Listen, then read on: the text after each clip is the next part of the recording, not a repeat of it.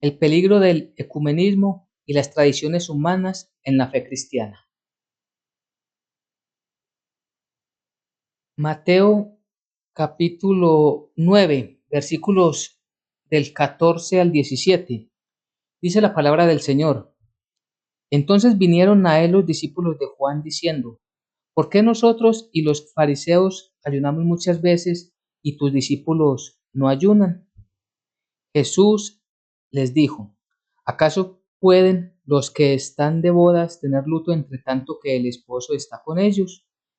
Pero vendrán días cuando el esposo les será quitado y entonces ayunarán. Nadie pone remiendo de paño nuevo en vestido viejo, porque el remiendo tira del vestido y se hace peor la rotura. Ni echa vino nuevo en odres viejos.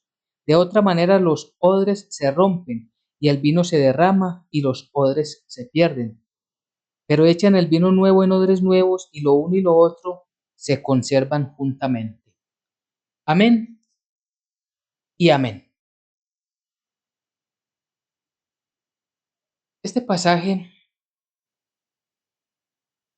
lo conocemos como la pregunta que le hacen a Jesús sobre el ayuno. Y es que conocemos por los evangelios que muchas veces venían a Jesús con preguntas, con cuestionamientos, sea a él o a los discípulos.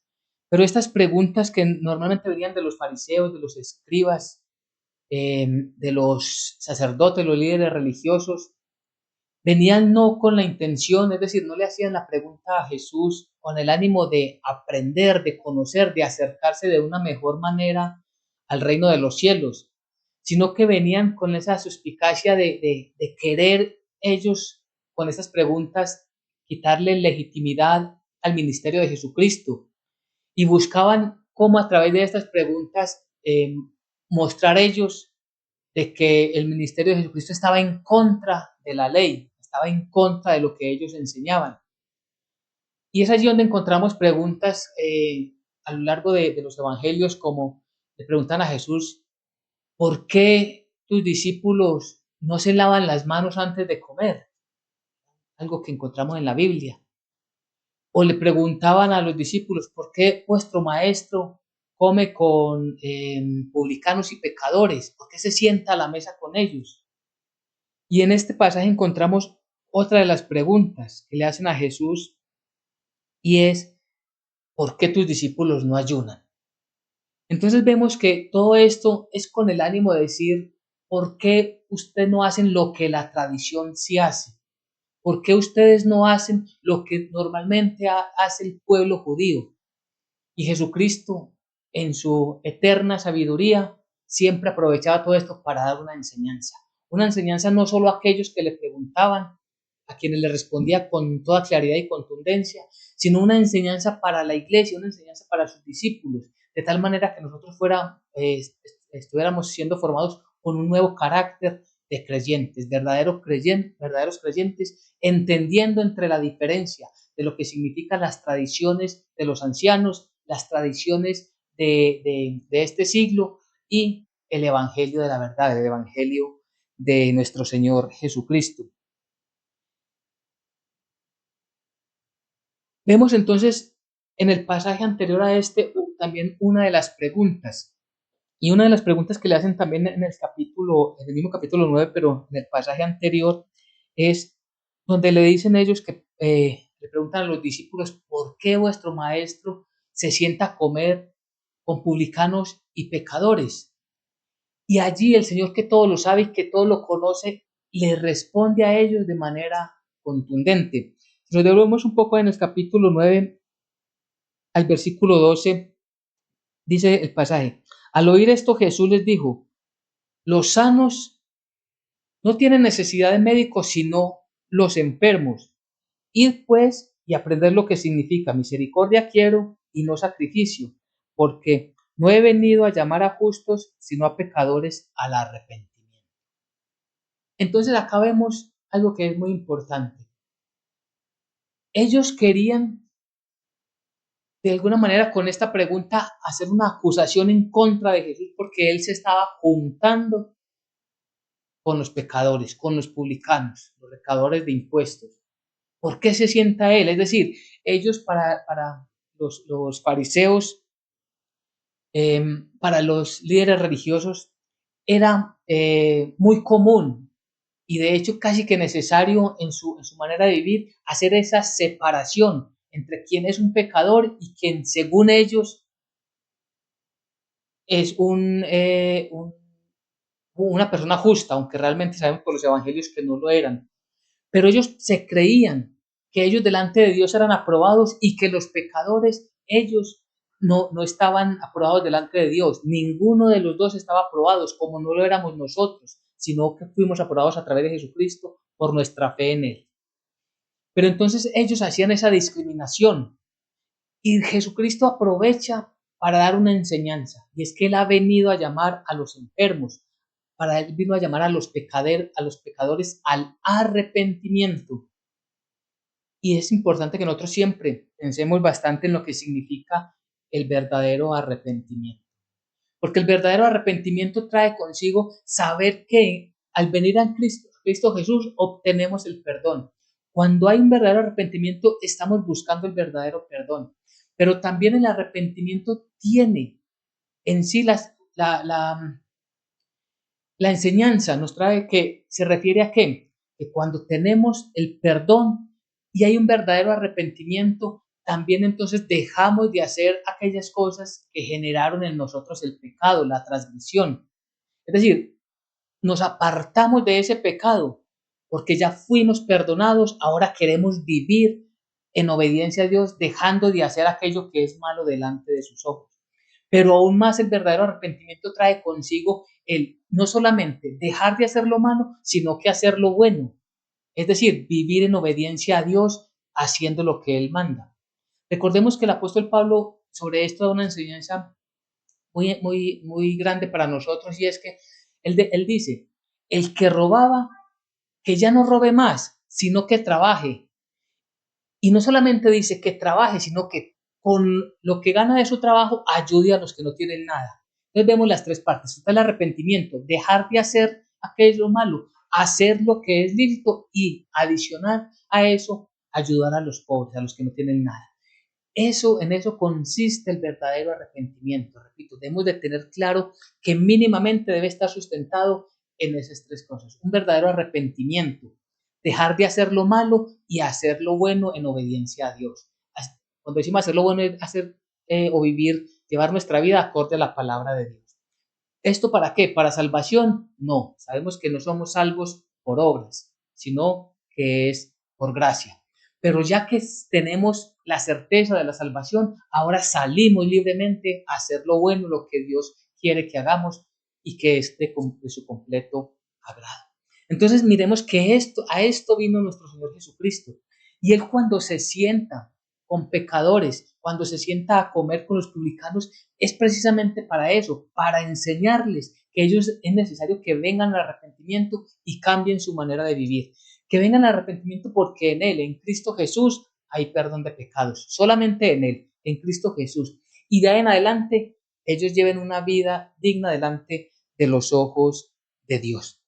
Entonces ya viniendo nosotros al pasaje que nos regala hoy el Espíritu de Dios, que nos regala la Biblia, encontramos que vienen ahora los discípulos de Juan hablando ellos, en nombre de ellos y en nombre de los fariseos.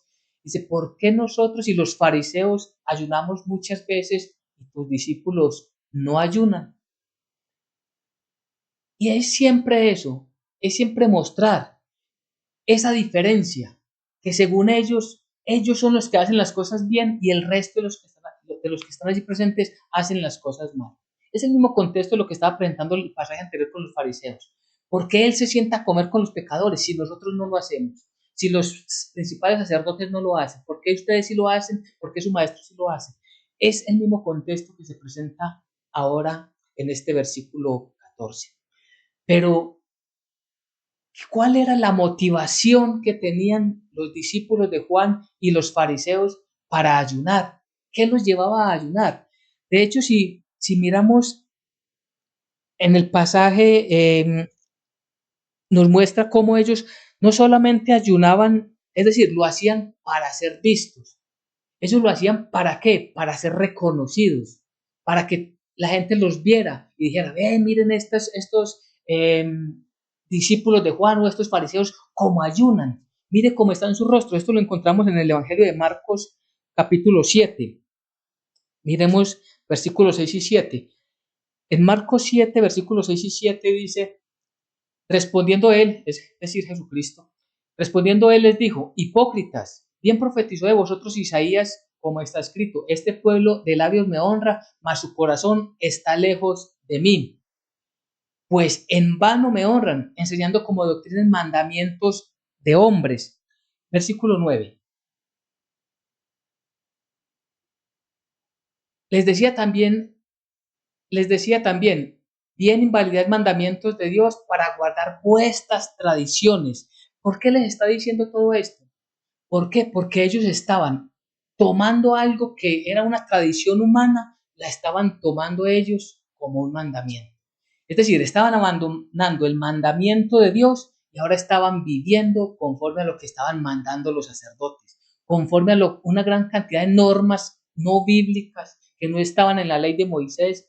Ellos las estaban imponiendo a tal grado de que ellos dicen que estaban ayunando 2 veces por semana. Y esto les dice el Señor, pero es que, ¿quién les mandó que tenían que ayunar 2 veces por semana? Ellos lo hacían simplemente para mostrarse, como lo hace todo religioso, mostrar que hace muchas cosas, pero para que la gente lo vea. No hace las cosas para el agrado de Dios, no hace las cosas para que el Señor realmente se goce en lo que Él está viviendo, en lo que Él está haciendo. Miremos Lucas 18:12. Todo esto, ¿por qué? Es muy importante comprender el afán que ellos tenían. Esta es la justificación del ser humano. Ayuno 2 veces a la semana, doy diezmos de todo lo que gano, es decir, por obras. Yo merezco tener la bendición de Dios, incluso ellos pensaban que la salvación era por obras, por cumplir la ley, ellos merecían, prácticamente estaban comprando su entrada al reino de los cielos. Y el contexto de este Lucas es cuando el publicano y el fariseo van al templo a orar. El publicano no es capaz de levantar su cabeza, sino que dice, Señor, no soy digno delante de ti. El fariseo se está justificando a sí mismo, porque yo ayuno 2 veces a la semana. Y esto, si uno lo revisa, este pasaje a la luz de toda la Biblia, en ninguna parte dice que ellos que tenían el mandamiento de ayunar 2 veces por semana. ¿Pero por qué lo hacían? Para ser vistos. Eso era lo que querían ellos, ser vistos como mártires. Mateo 6, 16 y 16 al 18 nos muestra con claridad cómo los ve Dios a ellos. Cuando ayunéis, no seáis austeros como los hipócritas, porque ellos demudan sus rostros para mostrar a los hombres que ayunan. De cierto os digo que ya tienen su recompensa. Allí encontramos. Pero tú cuando ayunes, unge tu cabeza y lava tu rostro, para no mostrar a los hombres que ayunas, sino a tu Padre que está en secreto, y tu Padre que ve en lo secreto te recompensará en público. Entonces vemos cuál era la motivación de estos discípulos, de estos seguidores fariseos. ¿Qué querían mostrar? Mostrar que ellos estaban ayunando. Por eso el versículo 16 de Mateo, encontramos ahí una palabra que es muy importante. Dice, cuando ayunéis no seas austeros. ¿Qué significa esta palabra austeros? Esta palabra significa mostrarse afligidos de rostro. Es decir, mostrarse tristes, mostrar como ese cansancio en su cuerpo para que la gente les tenga lástima. Mire este hombre, mire este pobre hombre cómo ayuna delante de Dios y cómo su cuerpo sufre tanto el ayuno que está viviendo. Están buscando reconocimientos humanos. Y lo que el Señor les dice, no lo hagan así. Si ustedes van a ayunar, vístanse de la mejor manera, es decir, que se arreglen su rostro de la mejor manera para que la gente no note que usted está ayunando. Porque quien ve en lo secreto, que es el Dios Todopoderoso, los recompensará en público. Entonces, ¿qué estaban haciendo los fariseos y los discípulos de Juan cuando se presentan delante de Jesús? Un reconocimiento. Mire estos religiosos, porque no hay otra palabra para describirlos sino estos religiosos que buscan hacer obras, ser reconocidos, ser visibles delante del mundo, pero no lo son delante del Señor.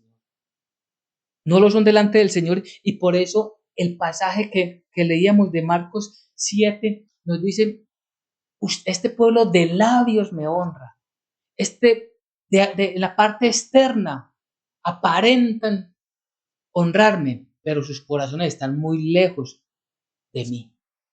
Y esto era lo que estaba motivando entonces a los discípulos, repito, de los discípulos de los fariseos y los discípulos de Juan para venir delante del Señor. Pero nuevamente vemos que el Señor toma todo esto para dar una enseñanza. Y una enseñanza que era para ellos, pero también para nosotros. Acerca del verdadero ayuno, quien esté interesado en conocer más de lo que significa el verdadero ayuno, pues en Isaías 58, ese capítulo de Isaías 58, dice lo que Dios aprueba como el verdadero ayuno. ¿Qué es el verdadero ayuno? De hecho, hemos visto en el versículo inicial cuando empezamos la enseñanza, Isaías 58:6. Allí nos dice claramente qué es el verdadero ayuno o cómo quiere Dios que sea ese verdadero ayuno. Más, no es más bien el ayuno que yo escogí, desatar las ligaduras de impiedad, soltar las cargas de opresión y dejar ir libres a los abrumados y que rompáis todo yugo. Versículo 7. No es que partas tu pan con el hambriento y a los pobres errantes alberguéis en casa, que cuando veas al desnudo lo cubráis y no te escondas de tu hermano. Todo esto nos muestra en un contexto más amplio lo que es el verdadero ayuno. Es hacer el bien a los otros y no aparentar delante de Dios que hacemos las cosas bien. Porque ese aparentar delante de Dios es aparentarlo delante de los hombres, pero Dios conoce y escudriña lo más íntimo y lo más secreto de cada persona, de cada ser humano. Entonces acá encontramos en el versículo 14, volviendo al pasaje inicial en Mateo 9:14, ¿qué era lo que los motivaba a ellos? Quedar bien delante de los hombres. Y aquí debemos nosotros de pensar si todo lo que nosotros hacemos, lo hacemos para estar bien delante de los hombres o delante de Dios. Lo hacemos delante de Dios, porque es que somos puestos a prueba delante de los hombres y aparentamos por momentos ser muy buenos creyentes, ser de los mejores cristianos, de los mejores seguidores de Jesucristo, pero cuando llega un momento de prueba reaccionamos igual a los no creyentes. Nuestras palabras son totalmente iguales a los de una persona que nunca ha escuchado el Evangelio. Si nos escuchan maldecir, si nos escuchan mal hablar, eso es maldecir, mal hablar, insultar, dañar a otro, entonces estamos igual que los religiosos, que aparentamos ser discípulos de Jesús, pero que no tenemos un verdadero arrepentimiento en nuestras vidas y que no hay una verdadera entrega al Evangelio y a través de esa entrega honramos a nuestro Señor Jesucristo en obediencia. Así hayan pérdidas de momento en nuestras vidas. Es muy importante que nosotros siempre nos miremos cada uno a nosotros mismos cómo estamos delante del Señor. Aparentamos ser seguidores de Cristo, pero lo demostramos en lo que hablamos y en lo que hacemos. Aún con nuestra familia cercana o aún con aquellas personas a quienes no conocemos. En todo esto que el Señor aprovecha para la enseñanza, toma en 3 versículos, toma una especie de 3 parábolas pequeñas. Dice el versículo 15, Jesús les dijo, o sea, aquí está la respuesta que le hicieron acerca del ayuno. Jesús les dijo, ¿Acaso pueden los que están de bodas tener luto entre tanto que el esposo está con ellos? Pero vendrán días cuando el esposo les será quitado y entonces ayunarán. El ayuno realmente, el que les dio Moisés, que les dio Dios a través de Moisés allá en Levítico, ellos tenían unas fechas en las cuales tenían que hacer ese ayuno, afligían su cuerpo. El ayuno realmente es una expresión de humillación personal, es decir, cada persona se presentaba delante del Señor humillado, buscando decir con su acción que necesita la ayuda de ese Dios todopoderoso, que sin la ayuda de Dios nada sirve en él. Y era una humillación real de corazón. Eso lo hacían en momentos de tristeza, cuando estaban de luto, cuando estaban en unas aflicciones muy grandes. Ellos hacían este ayuno que siempre va acompañado de oración. El ayuno entonces era no comer absolutamente nada durante varios días. Allí el cuerpo se debilitaba completamente y allí buscaban más y más depender completamente de Dios. Pero si estaban, en el caso de la parábola que el Señor les presenta, en una fiesta de bodas, pues no era el momento de ayunar, era el momento de estar felices. Entonces dice, si está, entre tanto que está entre ustedes el esposo, con ellos, con ellos no pueden ayunar. Esto les indica que, les indica que necesitan que ellos, no, perdón, que no es el momento de estar tristes, no es el momento de ayunar, sino que es el momento de estar felices, disfrutando de la presencia del novio, disfrutando de una fiesta. Normalmente las fiestas de ellos eran eh, una semana, duraban las fiestas. Entonces dice, entre tanto que el esposo está entre ustedes, no es momento para ayunar. ¿Qué les está diciendo? Significativamente, ¿qué les está diciendo? Quien está con ustedes es el Salvador del mundo, el Redentor, el Mesías, el esposo de la iglesia. Entonces, no es momento para estar tristes, para ayunar. Por el contrario, es momento de acercarse con gozo porque la salvación ha llegado. Pero también hace un énfasis allí en este versículo, dice, pero vendrán días cuando el esposo les será quitado y entonces ayunarán. Está haciendo referencia principalmente a esos 3 días cuando Jesucristo, desde el momento que es crucificado, muere y es sepultado, hasta el tercer día que es su resurrección.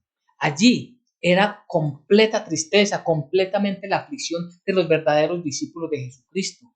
Allí había una oscuridad, estaban totalmente ellos muy acongojados y allí estaban en ayuno. Allí era el momento de ayunar. Ya el maestro no estaba con ellos. Por eso se da entonces esta parábola. Muy importante entonces que comprendamos. Nosotros, como la iglesia de Jesucristo, tenemos claro en este momento que pueden haber tristezas en este tiempo, pueden haber aflicciones, como el Señor así lo profetizó, pero para nosotros el mayor de los gozos estará en el reino de los cielos.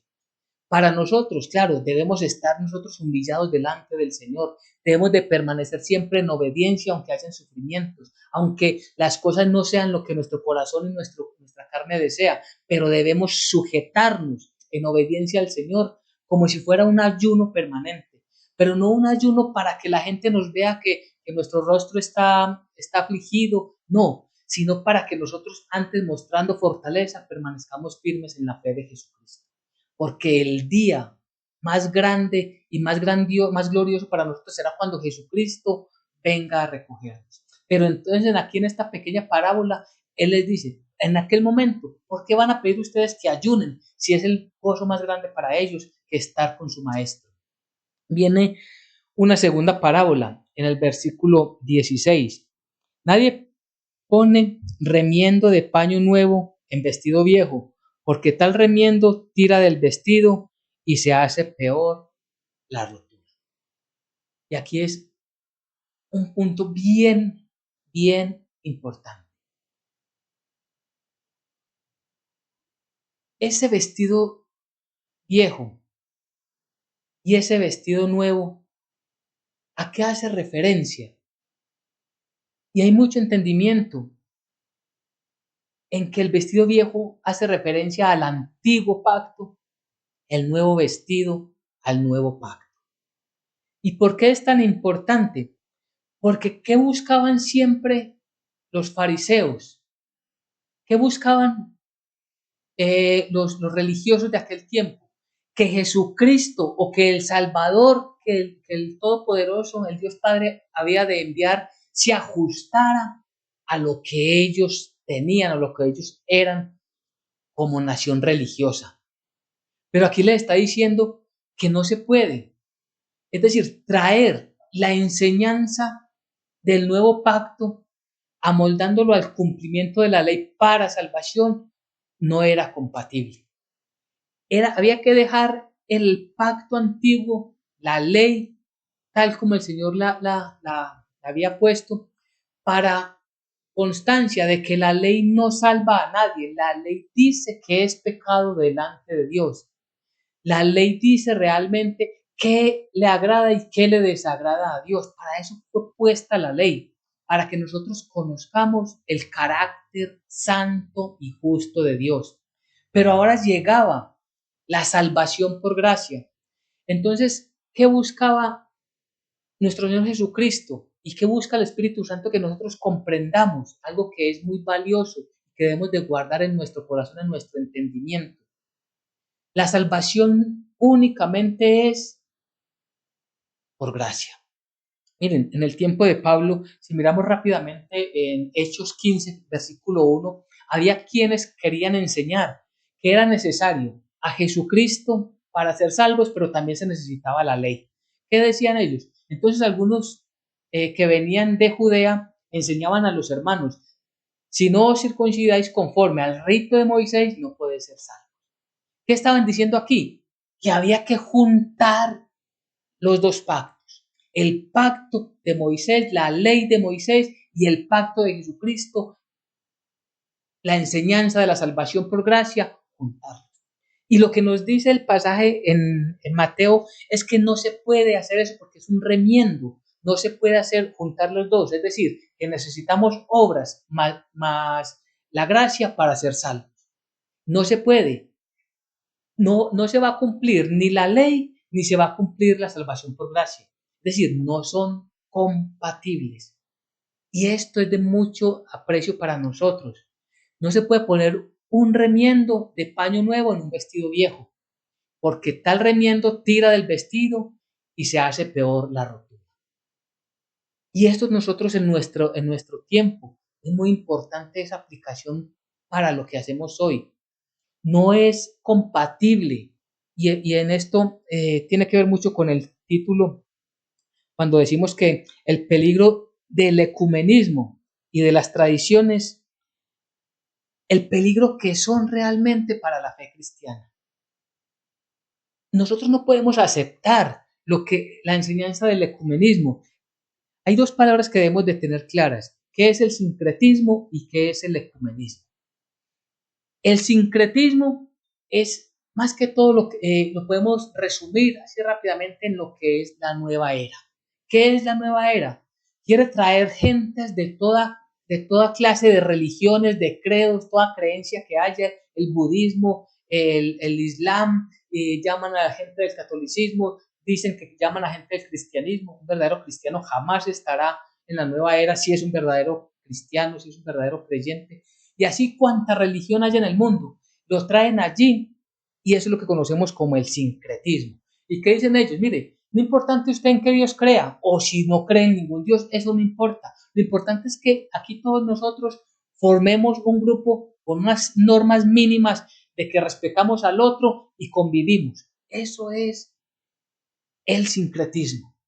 Que no valoran a Dios, como máxima autoridad, como el Dios creador del cielo y de la tierra, quien demanda toda la gloria y la honra, sino que dicen, no, aquí no importa usted en quién crea, no importa, lo importante es que no nos hagamos daño aquí entre nosotros.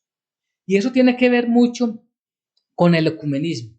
El ecumenismo es lo mismo, pero a menor escala. ¿En qué sentido? En que es todos los credos que nombran a Jesús Entonces dice, mire, todos los que son cristianos, reunámonos porque Dios es amor, Jesucristo es el amor de Dios en nosotros. Entonces no importa si usted es católico, no importa si usted es ortodoxo, no importa si usted es anglicano, no importa si usted es metodista, usted también nombran a Jesús. Entonces aquí formemos una sola iglesia y es donde viene la iglesia ecuménica. Y eso no lo podemos nosotros recibir como doctrina, no se puede recibir. Es decir, no podemos empezar a tomar filosofías humanas y tratar de injertarlas, de ponerlas en la fe cristiana. No podemos la fe cristiana ir allá, a hacer una partecita de toda una creencia, de un ecumenismo que tiene muchas creencias. No son compatibles, no se pueden unir. Y sobre esto nosotros tenemos que reflexionar mucho como iglesia cristiana. No podemos nosotros juntarnos a esas creencias. Hay un peligro grande en la iglesia que se está metiendo y viene de hace varios años ya, en que Dios es amor. Por cuanto Dios es amor, no necesitamos hablar de la verdad del Evangelio, sino que simplemente nos soportemos y respetemos los unos con los otros. Y la doctrina queda lejos, la doctrina queda apartada. Y no se habla del justo juicio de Dios. No se habla en estas iglesias que han aceptado este ecumenismo, no se habla de un juicio venidero. No se habla de que Dios es santo, santo, santo, y que cuando hablamos del amor de Dios no significa ausencia de justicia, porque muchas veces se habla de eso, de que como Dios es amor, entonces Dios no va a cumplir sus santos juicios en quien no es un verdadero creyente arrepentido. Todo esto lo encontramos en pasajes como el que hoy nos permite leer el Señor. Todo esto lo comprendemos a la luz de la palabra del Señor. Entonces nosotros debemos de mirar claramente.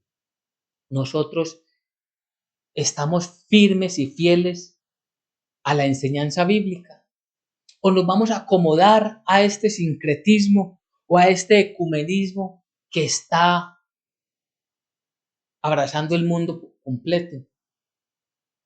La nueva era. Allí en la nueva era, ¿quiénes están? Están todos, absolutamente todos estos productores de cine, de pornografía, están todos aquellos que trabajan la hechicería, están todos aquellos que hablan de unos dioses inexistentes, y todo eso es una mezcla. Y como está creciendo y como tiene adeptos y como en esa enseñanza, en ese credo que ellos propagan, no hay que darle cuentas a nadie.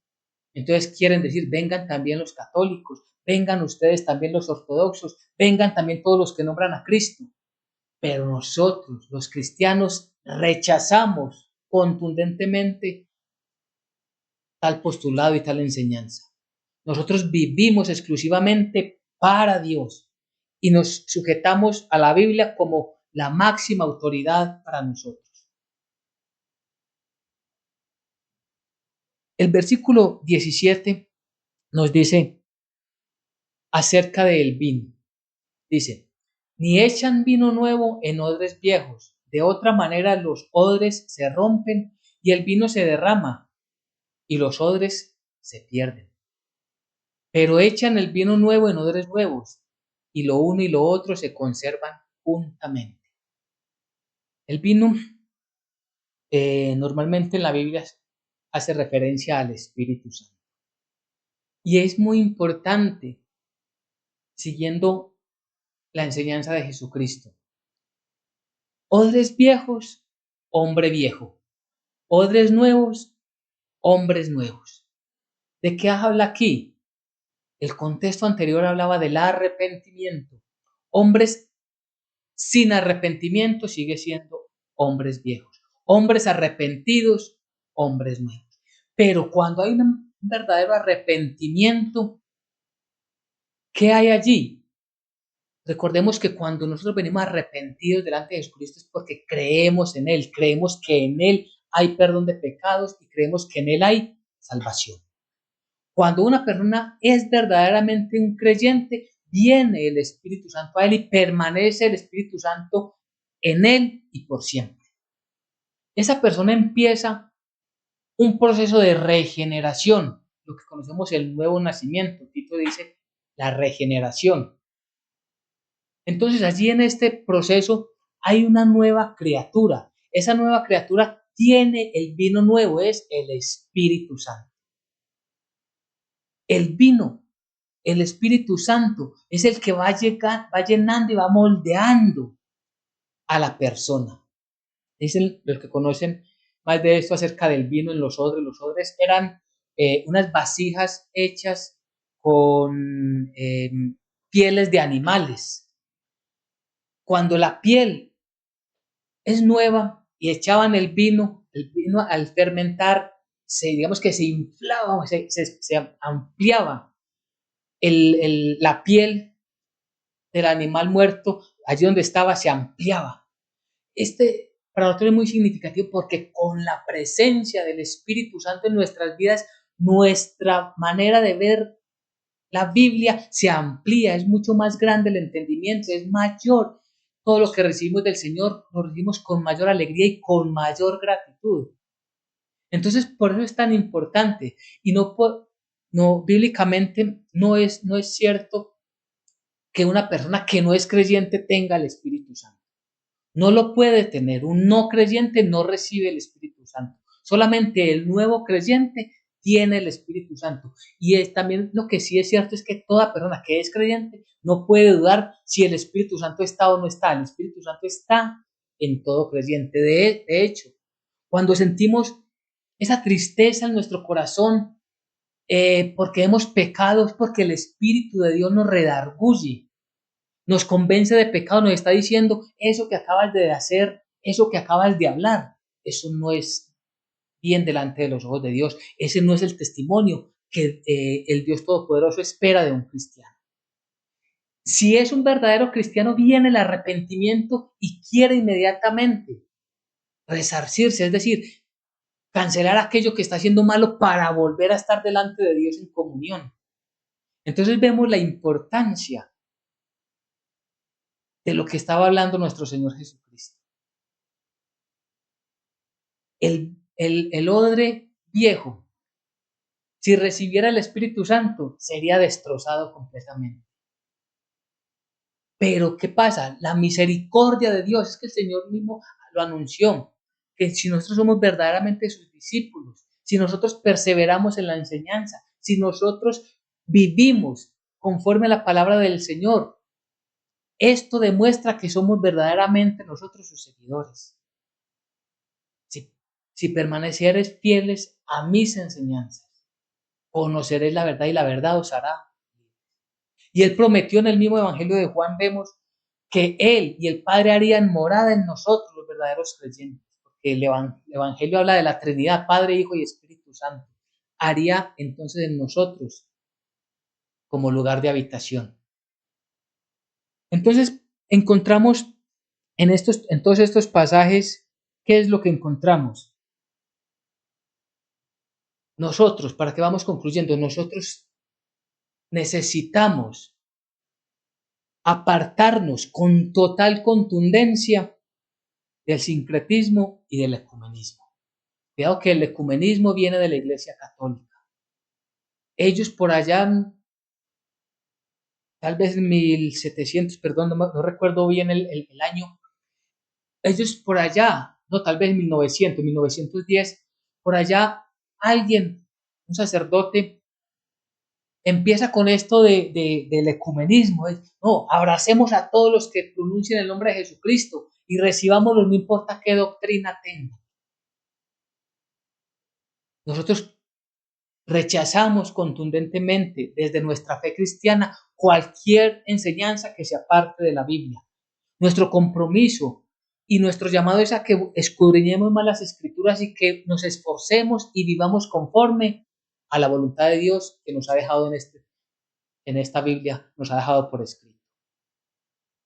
Segundo, recordemos que delante de nuestro Señor Jesucristo venían a decirle por qué tus discípulos no ayunan como si lo hacemos nosotros. Quizás a nosotros no nos vean haciendo lo que el mundo natural hace. Y a eso estamos llamados. Quizá alguien nos pregunte, oiga, ¿ustedes por qué no participan en procesiones? Quizás ustedes nos pregunten, ¿ustedes por qué no hacen altares o por qué no tienen imágenes? O quizás no nos lo preguntan a nosotros, sino que se escuche por allí en los alrededores. Pero nosotros testificamos porque nuestra vida y nuestra fe está puesta en Cristo Jesús y rechazamos todo aquello que no es bíblico. Y es bueno que nos vean diferentes, es bueno que nos vean a nosotros que no practicamos las doctrinas humanas y que no estamos en sincretismos, que no estamos en ecumenismo, sino que vivimos para Dios. Y tercero, recordemos, recordemos lo importante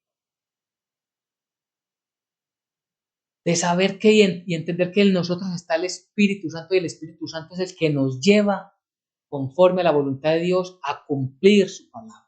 Él es el que nos da fuerza, Él es el que nos anima, el que nos da sabiduría y entendimiento de la palabra de Dios. Es el Espíritu Santo el que nos lleva delante del Dios Todopoderoso en este camino. Puede que en este momento hayan dificultades, puede que hayan aflicciones, pero nuestra fuerza y la perseverancia viene del Espíritu Santo, por lo tanto no podemos desfallecer, sino que debemos caminar más y más. Y lo que la enseñanza que nos da el Espíritu Santo es que no hay forma de fusionar, no hay forma de unir la palabra de Dios con las filosofías humanas.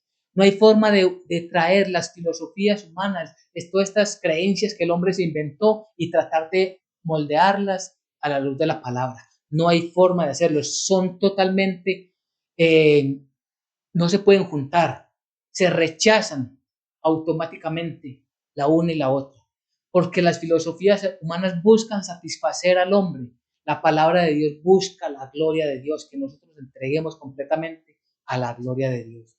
Así que hoy el título que tenemos para el día de hoy, nos puede servir de conclusión. El peligro del ecumenismo y las tradiciones humanas en la fe cristiana. Amén y amén.